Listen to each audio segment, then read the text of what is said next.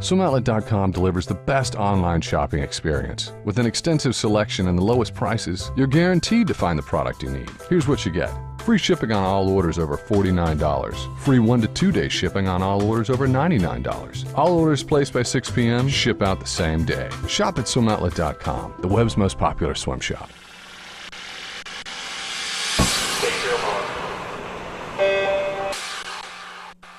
This is the Morning Swim Show for Monday, June 18th, 2012. I'm your host, Tiffany Elias, and today in the Finis Monitor is Central Bucks swim team head coach Stu Kukla joining us out from Pennsylvania. Hi, Stu. Glad we could have you on the show today. Hello. Thank you very much. All right. So Central Bucks is doing some great things lately, but you have a very special coaching position here as you were the one who started up this program. Correct. So started 7 years ago. 7 years ago. So walk us back through how the program got started. Well, I was coaching under Dick Shoulberg at Germantown Academy, and Central Bucks, which is the third largest school district in Pennsylvania, had a need for a third high school. So they built a brand new facility with a 40-yard, 8-lane pool with a movable bulkhead. And they decided they wanted to start a U.S. program and reached out to me and asked me if I would like to interview for the position, and they offered me the job. And I started it from scratch. There was nothing there whatsoever, and we've developed every year and built up to where we are right now with about 160 athletes, about 70 in the senior program, and about 90 in the age group program. Yeah, that's a good-sized program. So what are some key things you did in the beginning to really get that program started, especially for coaches or parents that want to start a program similar? Well, there was a pre-existing kind of an age group dual meet league team that was being run out of the other high school pool in the area. So we went and attacked them with flyers and meetings and information, trying to introduce the USA Swimming to them, because it was devoid of any USA Swimming presence prior to our existence. So not many people really even knew what USA Swimming was and what they had available and what the meets were. So we did a lot of that. We really started putting a lot of flyers into some of the schools and talking to the kids there. And also there was probably about 5 or 6 different summer clubs running in the area. So I made a point of putting my face out there, talking to the coaches and the athletes in those areas, so that they would get to know that we existed. And we started out small. The first year, I think we had about 15 athletes doing full-time swimming with us. And every year it started getting larger and larger to the point where we are today. Well, you've done an amazing job really building this program, and we'll touch on some recent successes you've had over the last couple of years. But first of all, going back to coaching under Dick Shoulberg at German Academy, legendary coach here in the swimming community, and he's known for his high training, high volume. Has that curved your philosophies at all? Well, it definitely was an eye-opener when I first started coaching with him. I had, prior to that, done high school coaching and age group coaching, but never at the level that Germantown Academy is at. So the reason I went and started coaching, I gave up some of my coaching jobs, my higher-end jobs with being a head coach of a couple different programs to go work with him, is because I felt like I needed to go and learn what an elite-level programming coach was doing, because I didn't want to just be stuck in a rut of being in the local area. And walking in and seeing his program and what they were doing was just amazing to me. And what my concept of what an excellent swimmer was really changed because of what he was doing and how he designed his program and his practices. I remember specifically the very first day I was there coaching with him, he sat all the athletes down and said, and it really stuck with me over the years, is next year our goal is to have 5 more people make nationals cuts, and we're going to have a couple more people make trials cuts. And to my young innocent mind, I was like, that's unheard of. How do you expect to have that many people really make those cuts in the next year? And we did it. So I was like, you know what? I learned that if he sits there and attacks the program and shoot for the highest level, and you're going to attain it. Don't sit there and be okay with a moderate level of success, and push people to strive to higher levels. And like you said, his training regimen is very high intensity, high yardage. I really did see that you could push an athlete to a higher level in the practice than I was used to with my coaching experience. So has that carried over to your philosophies with Central Bucks, or how would you describe your training over there? Well, you know what, again, I don't want to sit there and paint it like that I walked out there saying, no, Shoulberg is doing this wrong. But I wanted to put my own personal touch on how I was going to run my program. And I don't use as much yardage as he does. We definitely have a higher yardage than probably the average program definitely runs. So we don't get to where he was getting around 10 to 12,000 a day for his athletes. We're probably on a good day about 8.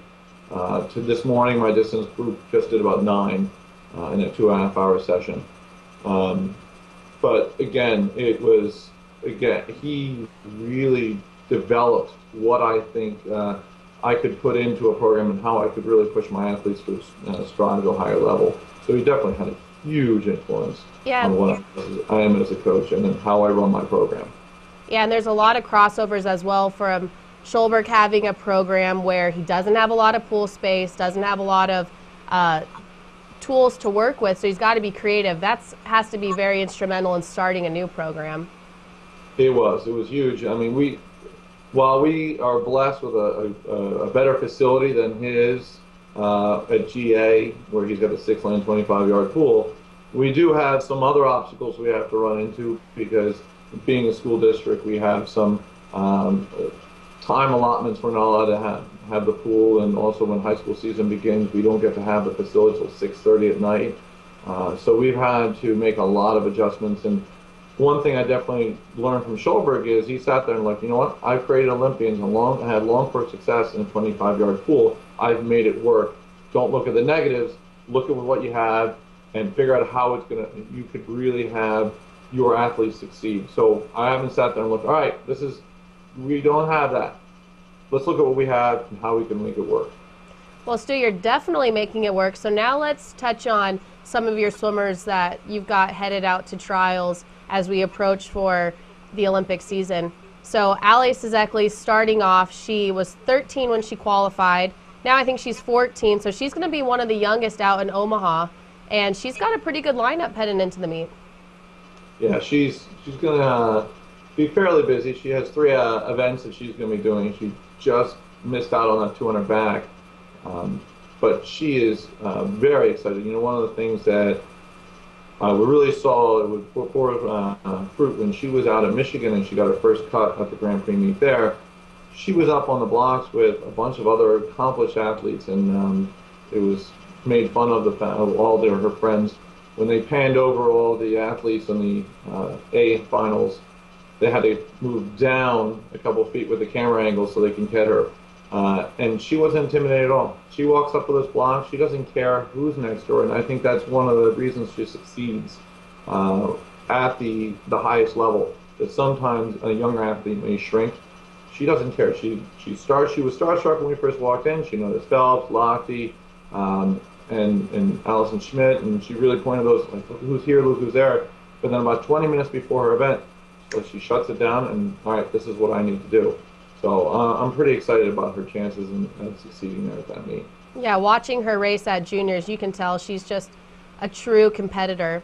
Now, there's a lot of debates that happen, though, when we talk about these young swimmers, whether it's when dryland training can come into play, high yardage versus how much their bodies can handle. What does a typical week or workload look like for Allie, who is a 13, 14 superstar, if you will? Well, Allie has a different schedule. She really packs herself with a lot of activities. She's actually a very good track star. She's better in the cross-country aspect and longer runs as opposed to the short, the spring track season. So during this spring season, she was actually running track while practicing with us. So she would usually come out of school, get over to practice, swim with us for 2 hours, skip the dryland aspect of our practice, because then she went over to track practice and ran for 2 hours, got home, had dinner, did her homework, and then started the next and went to bed. So I really like all the hard work she's done in her running, to the reason that she is phenomenal in the pool with her kick. We do kick sets, and she normally is, not normally, she is the fastest person on our team with her legs. We'll do kick sets, and she beats my 18-year-old senior guys routinely with her kicks. So with that, dryland-wise, right now when track season ended, we do an ab set typically every single day, 15 minutes, along with half hour of cardio and muscle strengthening kind of dryland routines that she'll participate in.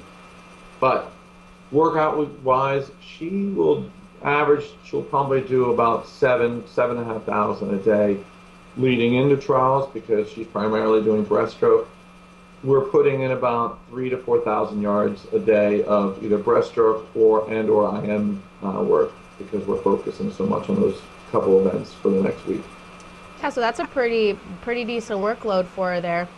Yeah. Now, this past week, we've really zoned in on the younger swimmers. We've had other 14-year-old swimmers on the show and discussing their successes heading into trials. Now, it's typically company policy that we shy away from bringing this type of recognition to our younger swimmers, the 13, 14-year-olds, just because they're so young. And in your opinion, does this type of attention at this stage in the game when they're this young, do you think it's going to have any effects on their years to come as they continue to progress, whether it's pressure involved or getting to their head, anything like that? I think that it depends on the individual. Allie, since we're discussing her, it won't affect her in the least. She actually still has no idea of the level that she has attained. I mean, for example, when we'll go to the Tom Dolan meet in December, and before the meet, she made a comment to me. She said, "Do you think I'll final in all my events?" And that's where she's still naive about how good she is, even though she had finaled at the Grand Prix meet a few months prior, and she's still worried that she wasn't going to final the Tom Dolan Invitational.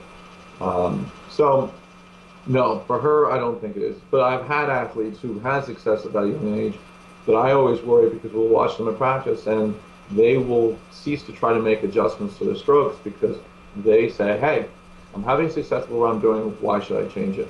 And that's when I know that we're really going to hit a wall with that athlete. Yeah, that's a good point right there. So now, she's not your only swimmer heading out to trials. You have a few others, some older kids that are headed out there. Why don't we touch on them? They're both in college, is that correct? That's correct. I have two athletes who are training. One's training with us primarily. The other one has left and is training now at University of Maryland for the rest of the last couple of weeks. David Spiess is the first one. He just finished his freshman year at Maryland. Unfortunately, with the dropping of their program, he is transferring to University of North Carolina at Chapel Hill. Not unfortunate, obviously. It's a great opportunity for him to move to that program. But he, when school ended, he came in and started training with us. He's swimming the 100 and 200 breaststroke. And his goal is to make at least semifinals in the 200, which is his primary event. And the other swimmer is Megan Lafferty.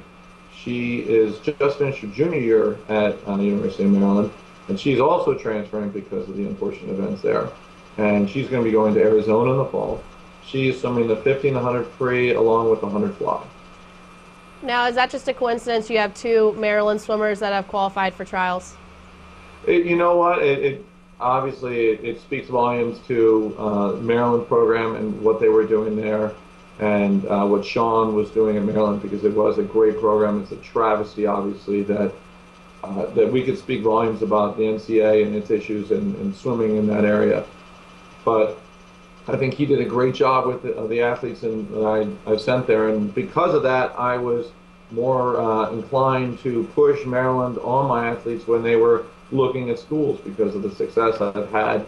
I've had about, I think it was 6 athletes over the years go to Maryland, and they enjoy the academic level of the university, along with the swimming and the beautiful facility to have there.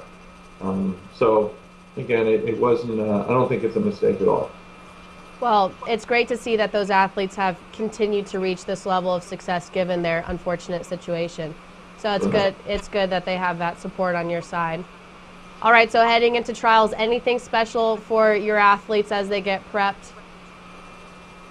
Well, we're starting to really, I'm a big believer of that taper is 98% mental. Obviously the physical comes into play all the months leading into the taper. But once you get into taper, it's all about feeling good and feeling happy. So we start doing a lot more fun kind of things prior and after practice, joking around, relaxing, and not feeling as tense about the actual practice itself. So I think that that's the one thing I really try to do, getting our athletes ready for any kind of meet. Obviously, trials is the pinnacle of our nation's swimming meets. So this is a big time, and they should enjoy every moment they have leading up to it and while they're there. All right, Stu, well, we look forward to seeing how your Central Buck swimmers do out in Omaha. Thanks for sharing your info and experiences with us. We're really pleased with what you're doing with that program. Thank you, and thank you for your time. Great. Thanks, Stu. Bye. All right, well, that is it for today's Morning Swim Show. Please, we urge you to join our conversations on the Morning Swim Show on our Facebook page or tweet us your comments at Swimming World. That is it for today's show. Join us again tomorrow.